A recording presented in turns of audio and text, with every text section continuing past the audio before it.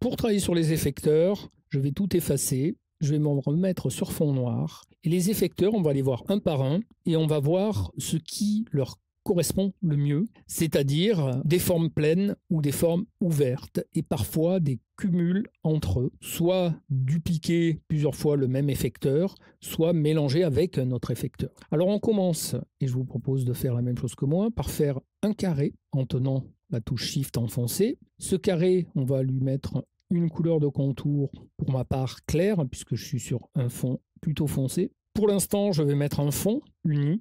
Je n'ai pas besoin d'avoir un fond en dégradé. Et je vous propose de faire les 4 formes les plus différentes qu'on puisse faire. Donc l'ellipse en rond. Donc j'appuie sur la touche CTRL et majuscule. On va faire une étoile aussi. Alors, vous remarquerez qu'on a déjà fait une étoile. Souvent, After Effects nous fait une étoile aux branches complètement refermées, repliées. On va remédier ça tout de suite en allant dans polyétoile, en tracé de polyétoile. Et on va switcher sur polygone et re-switcher sur étoile. Voilà. Cette étoile, on va lui mettre un contour plus fin, comme ceci. Et on en profite pour le rayon interne, lui donner un peu plus de valeur. Voilà, comme ça. Je trouve que 95, c'est un petit peu mieux que 50. Pour finir, donc, on fait attention d'être toujours sur un calque bien sélectionné. On fait juste une petite sinusoïde à la plume avec 3 points. Donc un point comme ceci, un point dans l'autre sens en courbe et un dernier comme ceci. Et là, on va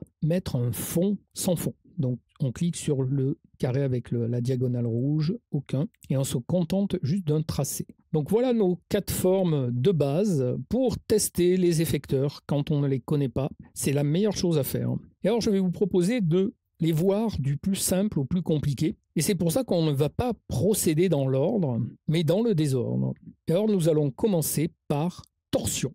Tous les effecteurs se trouvent dans la deuxième moitié du menu. Donc on va commencer par torsion, qui se trouve à peu près au milieu. J'avais cliqué sur contenu, j'avais même cliqué sur le calque, ce qui fait que torsion s'applique à la racine. Et comme je vous ai expliqué, toutes les informations par du haut et vont vers le bas. Quand on veut qu'un effecteur s'applique à toutes les formes, il faut qu'il soit placé en bas. Il s'y place d'office par défaut. Donc on a juste 2 réglages dans torsion. On a l'angle de torsion et on voit qu'à part l'ellipse, toutes les formes se mettent en torsion.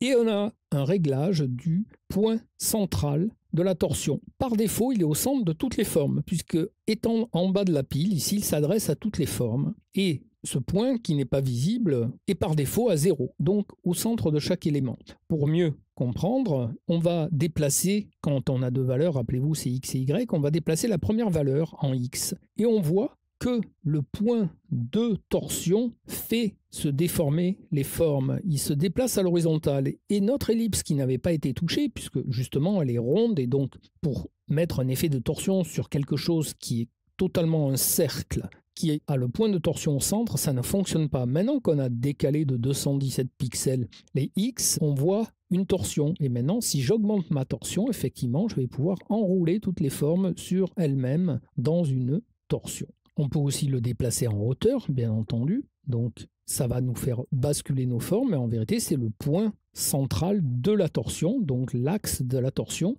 qui se déplace. Et mine de rien, avec ça, on peut faire beaucoup de choses. Je vous montre rapidement quelque chose que j'aborde dans les tutos lab. Nous allons réinitialiser. Je vais masquer toutes mes formes et je vous propose de prendre la plume, de sélectionner toujours le même calque et de faire simplement une ligne droite avec la plume, donc un premier clic au milieu à gauche, je tiens ma touche Shift enfoncée et un clic à droite. Voilà. Vous voyez que cette forme qui est une ligne droite est déjà utilisée par torsion. Si je me mets à 0, ici j'ai bien ma ligne droite. Maintenant, je vais exagérer l'angle. Vous voyez que pour créer une spirale parfaite, l'effecteur torsion est ce qu'il vous faut. À partir de là, vous pouvez vraiment faire des formes intéressantes pour du motion design. Vous allez me dire, le centrage maintenant va nous servir à quoi? Ici, on a une double spirale.